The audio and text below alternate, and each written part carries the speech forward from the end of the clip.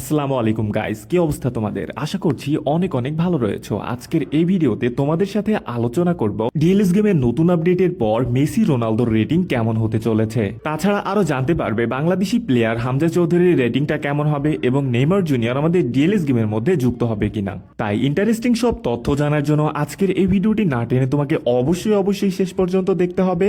আর তুমি যদি সজীব ব্রো চ্যানেলে নতুন দর্শক হয়ে থাকো তাহলে অবশ্যই চ্যানেলটি সাবস্ক্রাইব করে পাশে থাকা বেল আইকনটি অল করে দাও। আর ভিডিওটি ফেসবুক থেকে দেখে থাকলে অবশ্যই পেজটাকে ফলো করে ভিডিওতে লাইক কমেন্ট করে তোমার বন্ধুদের কাছে শেয়ার করে দাও। এই কমেন্টের মাধ্যমে জানতে চাওয়া হয়েছে বাংলাদেশি প্লেয়ার হামজা চৌধুরীর রেটিং বাড়বে নাকি কমবে। এখন কথা হচ্ছে হামজা চৌধুরী যেহেতু লিজেন্ডারি প্লেয়ার না, তাই তার থেকে ডিএলএস এ আমরা আহামরি রেজাল্ট বা আহামরি পারফরমেন্স আশা করতে পারি না। হামজা চৌধুরীর রেটিং এর দিকে বিবেচনা না করে হামজা চৌধুরী যেহেতু আমাদের বাংলাদেশের প্লেয়ার, সেক্ষেত্রে আমরা হামজা চৌধুরীকে নিয়ে খেলতে অনেক পছন্দ করি। তবে আমার মনে হচ্ছে হামজা চৌধুরীর রেটিং এর আহামরি কোনো পরিবর্তন হবে না।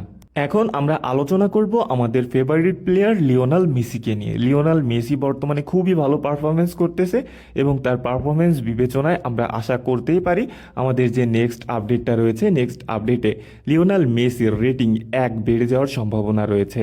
ডিএলএস গেমের রেটিং সাধারণত প্লেয়ারের পারফরমেন্সের উপরে নির্ভর করে এবং প্লেয়ারের দামের উপরে নির্ভর করে। সো লিওনেল মেসির পারফরমেন্স অনেক ভালো রয়েছে এবং তার দামও কিন্তু মোটামুটি ভালো রয়েছে। সো এই বিবেচনায় আমরা বলতে পারি যে লিওনেল মেসির রেটিং কমে যাওয়ার কোনো সম্ভাবনাই নাই, বরং 1 বেড়ে যেতে পারে, এটাই আমাদের কাম্য।